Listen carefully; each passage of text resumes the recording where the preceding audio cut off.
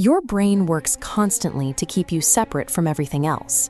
It calculates the exact coordinates of your body, drawing a rigid line between where you end and the rest of the universe begins.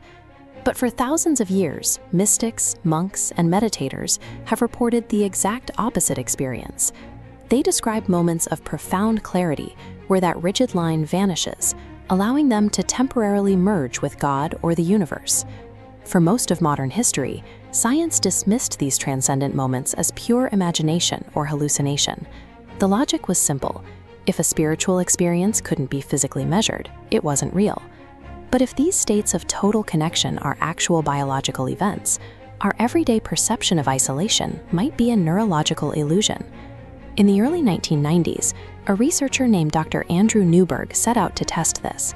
He wanted to see if the brain actually physically changes during moments of deep spiritual transcendence. His inquiry helped shape a new field called neurotheology. Neurotheology is the scientific study attempting to find the quantifiable biological mechanisms that drive religious and spiritual experiences. This image shows the early neuroimaging equipment Newberg used to measure these metaphysical states. He brought Franciscan nuns into his laboratory and used scanners like this one to map their brain activity during deep, centering prayer. Up until this experiment, a subjective spiritual connection to the divine had never been evaluated using objective functional brain imaging. This photo captures the real-time perspective of the researchers. They watched monitors displaying live brain cross-sections as the nuns reached the peak of their spiritual experience inside the scanner. While most neuroscience looks for areas of the brain that light up during a task, Newberg took a different approach. He specifically searched for which parts of the brain deactivated or went quiet during intense prayer.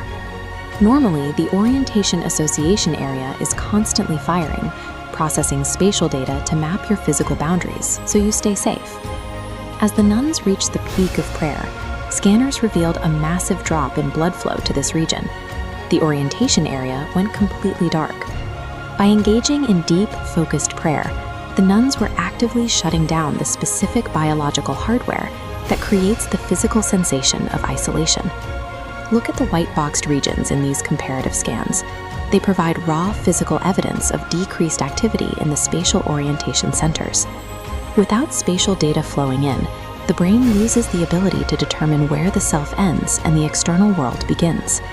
Newberg and his colleague, Eugene de Quilly, coined a specific clinical term for this distinct neurological state. They called it absolute unitary being.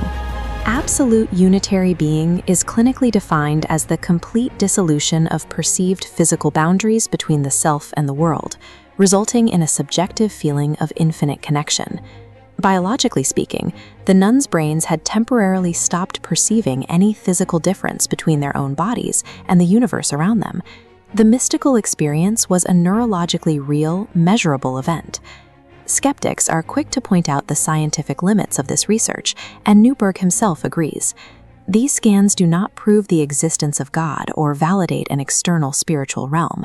The findings are strictly a phenomenological descriptor, how things are experienced subjectively. The scans prove the experience of total connection happens physically within the brain. They make no ontological claim about reality itself. A brain scan cannot prove or disprove the objective universe outside. While the science does not prove a divine creator, it confirms that the mystical state of absolute unity is a highly real, measurable biological process, not a hallucination or an error in judgment.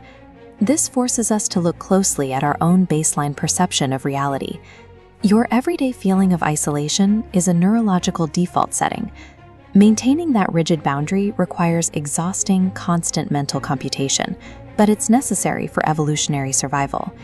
Yet, sitting right inside our skulls, every human possesses the latent biological hardware to temporarily switch that boundary off. The spiritual experience of connection isn't the illusion. Our everyday perception of being completely separated from the universe is the actual construct.